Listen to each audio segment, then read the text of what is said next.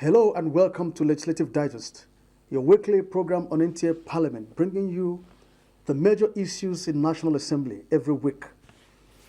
We take you inside the chambers, highlight the key debates, explain the implications of proposed legislation, and provide more clarifications on legislative resolutions. I am Ignatius Onkwo. This week, our focus is on the renewed debate over the bill seeking the creation of state police, a proposal that has generated intense discussions across the country. Supporters believe it will strengthen security at the grassroots, while critics fear it could be abused by state governments. First, before we bring in our guests, let's take you to the Senate, where members made submissions on the bill. May I make a special appeal? Constitutional alteration or amendment is not something that is limited to National Assembly. It involves the state houses of assemblies. The governors have sent representatives. The attorney generals of many of the states are here. They want to observe. They are not going to talk. And so let us give them that honor of coming in and observing what we are doing to see the transparency. Mr. President, very distinguished colleagues, with profound respect to my distinguished colleagues, let me also join the Senate President in reminding all of us and in appealing to us that whatever we do here today, we still have to go through the state houses of assemblies. And without 2/3 of the state house of assembly assenting to what we are doing, it will be dead on arrival. This is in futility. Number two, let's also remind ourselves that this is an executive bill that we are considering. And the people that I move that we admit as strangers into the chamber are part of the executive arm of government. First reading, second reading, and then let's use Order 78 of our rules. Mr. President, yes. You may wish to invite the Clerk of the Senate to read the short title of the bill. Clerk of the Senate. Mr. President, distinguished senators, Constitution of the Federal Republic of Nigeria 1999 Alteration Bill 2026 SB 1055, first reading. Distinguished colleagues, Constitution of the Federal Republic of Nigeria 1999 Alteration Bill 2026 SB 1055, first reading taken. Mr. President and distinguished colleagues, I move that the Senate do suspend its Rule 78(1) in order to read the bill for a second time. We've gone around the zones, we've gone here and there. Then the executive has met its input, and that's what we are also considering. But we believe that we had already reached the level where we're going to vote. So just in compliance with the procedure of ensuring that the bill passes three stages. So is it the view of the House that it be allowed to go ahead with the lead debate for this bill to be done a second time? Those in support say aye. Those against say nay. The ayes have it. I rise to respectfully lead the debate on the general principles of the Constitution of the Federal Republic of Nigeria, Alterations, State Police Bill 2026. This important bill is an executive bill transmitted by Mr. President and Commander-in-Chief of the Armed Forces of the Federal Republic of Nigeria, seeking to alter the Constitution to provide for the establishment of state police services and other related matters. This bill represents one of the most significant constitutional reforms in our nation's democratic evolution. It addresses a long-standing national conversation on the structure, effectiveness, responsiveness, and sustainability of policing in the Federal Republic of Nigeria. Mr. President and distinguished colleagues, the framers of the 1999 Constitution established a single and centrally controlled police force for the Federation. While that arrangement may have served the country at a particular stage of our national existence, the realities of contemporary Nigeria have exposed significant challenges associated with a centralized policing architecture. It is a common knowledge that Nigeria is a vast federation comprised of 36 states and the Federal Capital Territory, with diverse cultures, languages, geographical terrains, security dynamics, and socio-economic conditions. The increasing complexity of security threats, which include terrorism, banditry, kidnapping, communal conflicts, farmer-herder clashes, cybercrime, organized criminal networks, and other transnational crimes, have placed enormous pressure on the existing policing framework. Amendment of the Constitution, because you can amend the Constitution, but then in the Act, matters of usage of the police is where most Nigerians are bothered about. The mover of the lead debate has said that those things will be taken care of.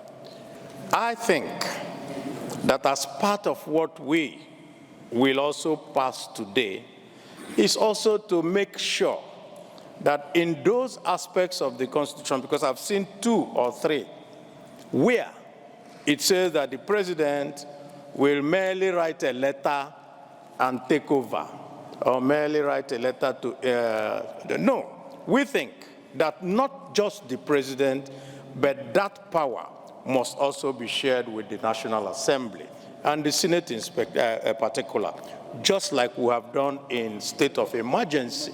Because we cannot have a situation where the president just looks at a state, maybe he's not in good terms with the governor, and decide that he will take it over. How would you go against that? So I think that we should look very much into that. Know that no condition is permanent. And one day we'll leave government, and sometimes we, the leaders, we've also had the opportunity, starting from Senator Alero, Senator Ojo Sokalu, so many of us here, Senator Ome, those who are governorship makers. We've also had the opportunity of making governors who try everything to make sure that you don't even enter the states.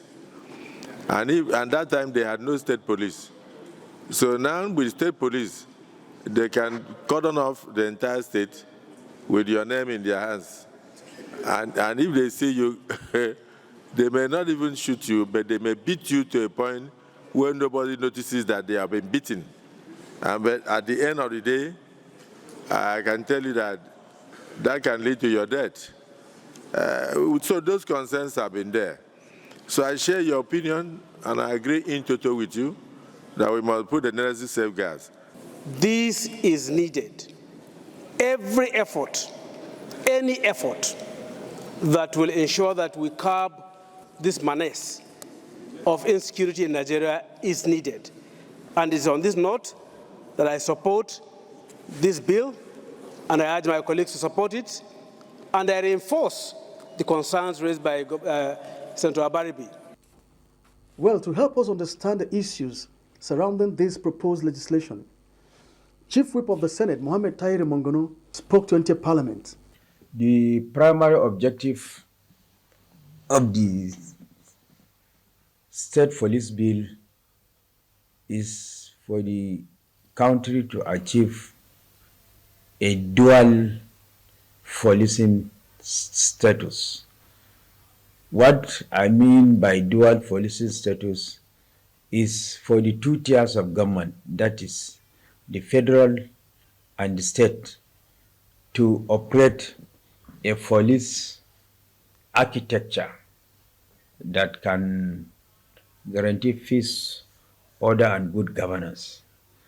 And the quest for dual policing status in the country arose as a result of the lingering problem of insecurity we have across the nooks and crannies of the country. We have Boko Haram in the northeast, banditry in the northwest, farmers, herders classes in the middle belt, and banditry at the same time. We have militancy in the Niger Delta, We have IFOP that threatens the corporate existence of the country in the southeast. And what have you? And of recent, we even have kidnappings and what banditry in the southwest and what have you. So the dual policing structure, which the state police seeks to achieve, is to nip in the bud the lingering problem of insecurity that we have across the nooks and crannies of the country. As it is now, the Nigerian police architecture does not even meet the requisite United Nations standard as for the number of police for a given number of population. I have forgotten the data, but I know as a matter of fact that we have not met the United Nations threshold for policing as purely as a result of lack of manpower, enough manpower. Then the second reason for the quest to achieve state policing or dual policing structure in Nigeria is a situation whereby, for example, you recruit a young man as a policeman who is an indigenous of Akwa Ibom and then post him to Borno, a terrain where he doesn't know the culture, he doesn't understand the language and what have you. He cannot effectively police such an environment. So the state police equally seeks to achieve a situation whereby locals will be recruited and will be given the responsibility of policing their environment. The advantage of that system is that the person that is recruited as a policeman in the state police architecture will be posted to his local environment where he knows the people, he knows the culture, and he knows the environment. So it will be very easy for him to police such an environment. So the main reasoning behind the quest for state police, one, is as a result of the lingering problem of insecurity that we have across the nooks and crannies of the country that have earlier listed to you. And then the inability of the state federal policing architecture or structure that as it is now, unable to effectively police the nooks and crannies of Nigeria. With the coming into being of state police, if the bill is passed and as assented into law, the state police structure will be given the responsibility of something like community policing. As it is now, we have pseudo police operating across the nooks and crannies of the country. For example, in my state, we have civilian JTF. They are doing the job of a state police. We have, you go to the southwest, we have Ametekun. So they are doing the state police. So all these pseudo police that we have being operated across the nooks and crannies of the country, what this bill seeks to do is to formally incorporate them into a police structure with all the legal backing to back and bite in the discharge of their responsibility. Well, that the bill for the nitty-gritty of the modus operandi of the state police is yet to be before Parliament. What we are first is to amend the Constitution to allow for a state police, for by removing the police from the exclusive legislative list to the concurrent legislative list. That is what essentially we did. But for the nitty-gritty of the modus operandi, day-to-day operational activities, and hierarchical command structure of the state police, that one is in the bill that is now before the executive in the presidency, which I learned they are now conducting, looking for inputs from the public. Is yet to come before the National Assembly for legislative action. But what I can assure Nigerians is that adequate safeguards will be included by the National Assembly in order to insulate it from political interference. Close consideration of the bill or the second reading of the bill, I will be one of those that are going to jealously guard, protect, and even champion the cause of giving the National Assembly some oversight role in the operational activities of the state police structure, in as much as the state houses of assembly also have oversight role over the state police. The National Assembly should also have some oversight role in the National Assembly, in the operations of the state police, so that where the National Assembly legislate upon on matters concerning the state police, and such legislation conflicts with what a state house of assembly legislated upon on matters concerning the operation of the state police. As you know, by virtue of our constitution, the law made by National Assembly will prevail over and above the law made by the state house of assembly. We will also bring to you a snippet of the deliberations in the House of Representatives on the bill. Honorable colleagues, the bill to be considered is a bill for an act to alter the Constitution of the Federal Republic of Nigeria 1999 as amended, to provide for the establishment of state police and for later matters. Many of the legitimate concerns expressed by members and stakeholders can still be comprehensively addressed during the implementation phase. And I'm happy that Mr. President has set the ball rolling by setting up a committee that will look into this implementation bill. We must, therefore, not allow the pursuit of perfection to become the enemy of meaningful progress, Mr. Speaker. Our responsibility here today as lawmakers is to establish the constitutional foundation for this important reform and allow the legislative process to continue strengthening its implementation. And Maki Yaleman, Chairman House Committee on Police Affairs, spoke to NTA Parliament.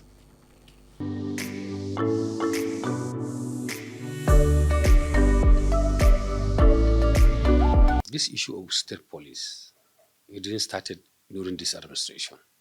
It has been lingering year in, year out. Even in the past administrations, this National Assembly tried to pass state police, but unfortunately didn't get ahead. But this time around, this administration came up with some modalities and check all the parameters, compare notes of the past administrations that changes the service chiefs maybe may come to an end of this insecurity, or maybe funding them. All those apparatus have been taken care of, but nothing has changed as far as security is concerned. So the next option is just for we at the National Assembly to see that at least we amend Section 214, 215, 216 respectively, to see at least we give a room where we can make an adjustment from national police to state police, where we created federal police and state police. So now, even prior to this, before even this stage, we at the committee level, and with the wisdom of our Right Honorable Speaker Tajuddin Abbas, and Ian Zazau, that form a stakeholders forum that we engage traditional rulers, past leaders, clerics, and a lot of stakeholders who are concerned, even labor unions, whoever has say in that state police, we engage them. So we gathered input from them, consolidated them, then presented it to the House. So it's not an issue that started now. Even early this administration, we have started working on that. So after gathering all those things, we found out that it's the best way and solution to see that at least we overcome this issue of insecurity is to introduce state police. Why saying so? Of recent, you can see it is the effort of Nigerian police that pull out the woman with her children, that is sister to former Minister of Power in Oyo. But you see, if you observe, each state has its own peculiar nature of insecurity. You cannot compare the insecurity in Oyo and that of Katsina. They differ. So, and nobody will know the terrain more than people who are within that area. Because somebody from Katsina cannot go and kidnap somebody in Oyo. Somebody from Oyo cannot go to Jigawa and kidnap somebody there. So when you introduce state police, it's who know who, and I know who is who. So those are the ways we think if we go through that, maybe we are praying and hoping with Nigerians' prayer that maybe the best way is to introduce state police to overcome this insecurity. People need to understand the communique itself and the amendment we made. After all those things, we are waiting still to take the Police Act also to see where and how we are going to make differentiate between the state and federal police. And then at the national level, we have National Police Council who will be regulating them. So you see, almost 60% of the current police we have, they are moving to the states, maintaining the 40%. So having doing that, it's like they are going to play a role similar to that of military. In all states, there are barriers, a situation where the state police cannot overcome certain issues, they cannot control them. So the federal police may come in to at least assist them. And there are some areas of border issue, aviation sites, and what have you. So all those areas are meant for federal police. So there is discretion of each and every stage of state police and federal police. I told you that there will be a National Police Council who is going to regulate the federal police service and state police service. So, and it's not necessarily all states should take off immediately. It's not compulsory. Certain states can go and continue managing with the federal police because there are criteria. If you cannot cope and match the criteria, you will be left behind. Those who are ready, they can quickly take off. It's just amendment of the Constitution that give opener for each state that see that they can be able to, they can immediately take off. It's not necessary that you must do state police. It's not. You see, I always keep telling people and giving them illustrations. A situation where somebody has a tenure and something that has no period. If you are taking one disadvantage and allow the advantage that people are going to reap, I don't think you are not fair to the citizenry. What I mean, I give you an example of Karota in Kano State. Distinguished His Excellency Rabi Musa Konkoso introduced Karota in Kano. And how many years now he's out of office, but still Karota is in existence. So being a state governor was there when the state police was introduced, does not mean that if he finishes tenure, he's going with them. Another governor will come and take over. We are looking at the advantages. If they supersede the disadvantages, so we go for it. So that's why I told you that we gathered all information, all inputs, we scrutinize them, we pull out, we filter them, we found out that doing this, introducing state police at this stage is the best way to see at least we overcome this insecurity we are battling about. That's our focus this week on Legislative Digest. Join us again next week as we examine another major issue shaping legislative intervention in Nigeria. I'm Ignatius Onko. Thanks for watching.